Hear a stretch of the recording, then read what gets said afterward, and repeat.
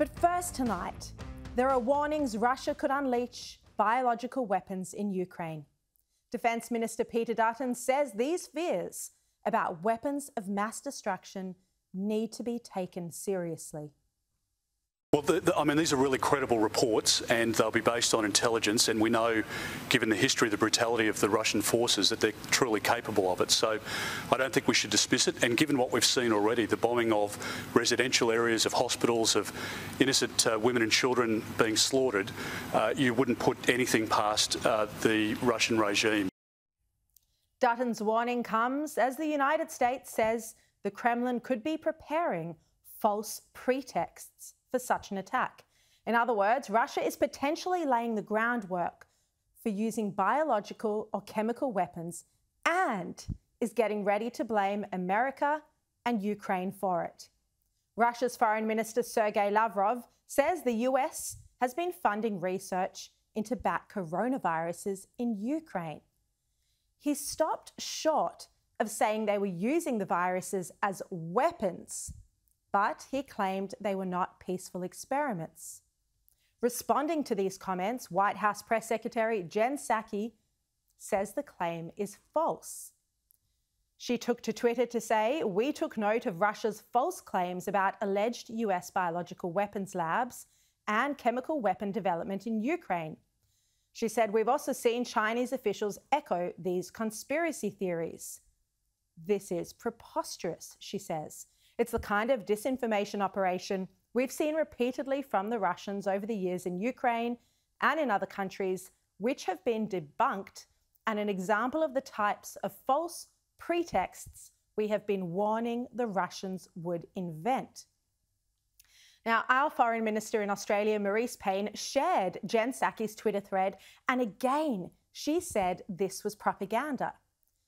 On Twitter, Marise Payne said, "Australia is concerned by Russian propaganda and lies that Ukraine and the US are conducting biological military activities.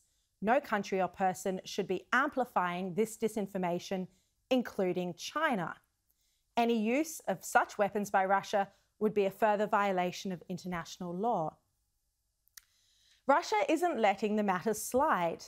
It demanded an emergency meeting of the UN Security Council in New York on the allegations that biological weapons are being manufactured in Ukraine by the United States. The Russian permanent representative to the UN, Vasily Nebenzia, delivered a lengthy account of the alleged biological weapons plot. Here's a little bit of it. We convened the meeting today because, as Russia is conducting a special military operation in Ukraine, we discovered a truly shocking fact of emergency cleanup by the Kiev regime of the traces of a military biological program which is being implemented by Kiev with support by the United States Ministry of Defense.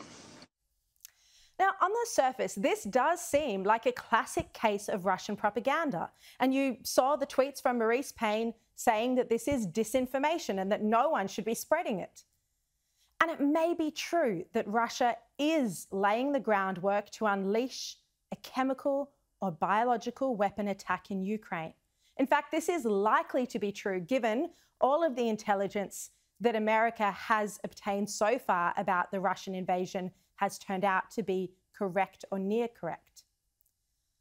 But it is also true that the United States has been funding biolabs and biological research in Ukraine, including into, as Russia says, bat coronaviruses.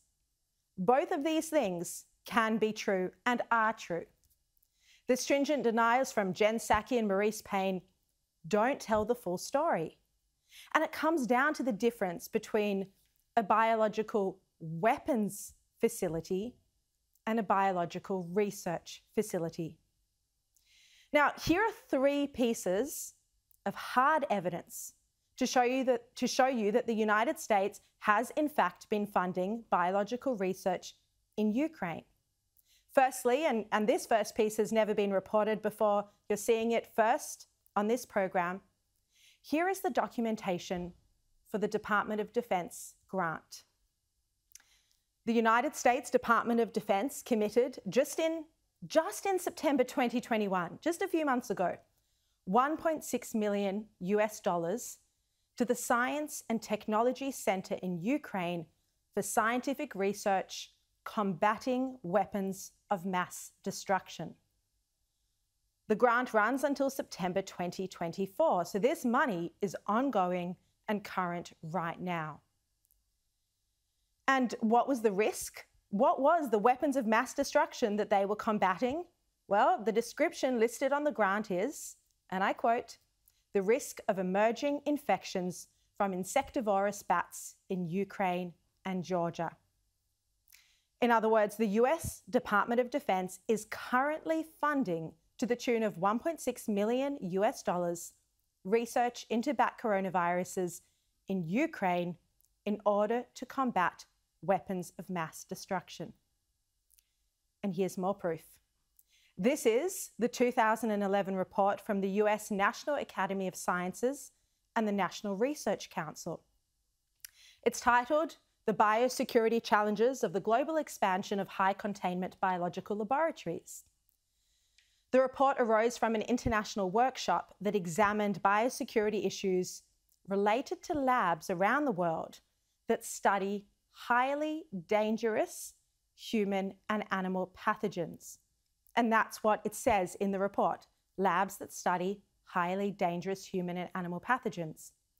This report details a BSL-3 lab in Ukraine that was, and I'm quoting here, reconstructed and technically updated through a cooperative agreement between the United States Department of Defense and the Ministry of Health of Ukraine that started in 2005. It houses a collection of pathogens. That's a quote from the report. The report says the collaboration focuses on preventing the spread of technologies, pathogens, and knowledge that can be used in the development of biological weapons. It goes on to say, according to Ukrainian regulations, it has a permit to work with both bacteria and viruses of the first and second pathogenic groups.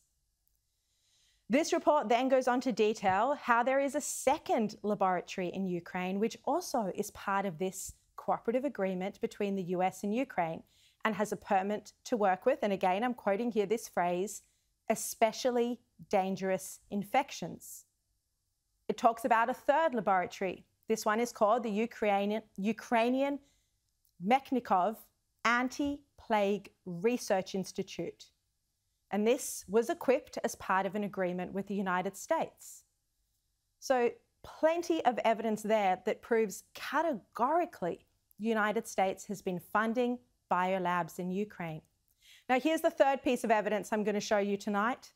One of President Biden's top officials, Under Secretary of State for Political Affairs Victoria Nuland, has admitted Ukraine has biolabs with such dangerous pathogens that there is concern about Russia getting its hands on them. This is just a few days ago under questioning from US Senator Marco Rubio. I only have a minute left. Let me ask you, does Ukraine have chemical or biological weapons?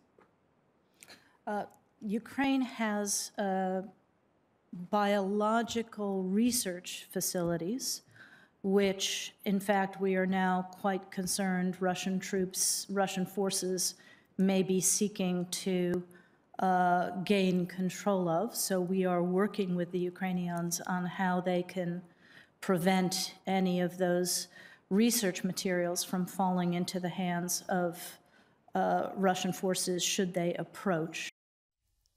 That is a bombshell admission, given the White House denials that this is propaganda and disinformation. Now look at this. The Director of National Intelligence in the United States, Avril Haines, also admitted the next day that the United States was funding these facilities. Okay, so they do have the biological research facilities. What is our government's role in their biological research programs? So as I understand it, Ukraine operates about a little over a dozen, essentially, biolabs, and what they're involved in is Ukraine's biodefense and their public health response, and that's essentially what they're intended to do. And I think that the U.S. government provides assistance, or at least has in the past provide assistance, really in the context of biosafety, which is something that we've done globally with a variety of different countries. So I would defer, obviously, to the details of that assistance to the agencies. Yeah, other countries like China, like Wuhan, like the Wuhan Institute of Virology. I mean, this is all astonishing, really. Despite the denials from Jen Psaki and Maurice Payne, it turns out the United States has been funding research in biolabs. And there are such dangerous pathogens being handled by the Ukrainian labs that Victoria Nuland, one of Biden's top officials, is highly concerned about them falling into Russian hands and being weaponized during this war. Now, of course, we know Russia has its own deadly biological and chemical weapons. It has used them ruthlessly to assassinate its enemies, both within Russia and offshore around the world. It's because of Russia's extensive history that the US, that Victoria Nuland, is so concerned about this. You remember the Salisbury poisonings in 2018? Russian agents poisoned the spy, Sergei Skripal, his daughter Yulia as well, with the nerve agent Novichok. That was an assassination attempt. Someone else died in that attack as well. Luckily, the Skripals survived. Opposition leader and Putin critic Alexei Navalny also survived a Novichok attack. Human Rights Watch say that Russia is responsible for dozens of chemical weapons attacks in Syria. Now, we have been told by both United States and Australian officials, including Peter Dutton, that Russia is now laying the groundwork for an attack. As I said, this is likely to be true. But it could use its own poisons, or, as Victoria Nuland fears, it could use the viruses held in Ukraine biolabs that have been funded by America instead of its own chemicals. The horrors Russia is capable of cannot be underestimated. Bombing a maternity ward and children's hospital in Ukraine, just the most recent atrocity of many. And now we are being told there is the very real prospect of Russia unleashing a biological attack, potentially with a virus held in Ukrainian laboratories. We don't know yet which viruses were housed in the Ukrainian labs. We don't know that because, for the most part, officials in America are denying that there are any biolabs in Ukraine. Russia claims the pathogens that are being housed there include the plague, cholera, and anthrax. We don't know if this is true because it's Russian propaganda, but we do know from the documents I've shown you tonight that these labs do have dangerous and infectious pathogen collections. Are these viruses transmissible? Are they infectious? And are they deadly? We've seen already what has happened to the world with COVID-19. And this is a virus with a relatively low mortality rate.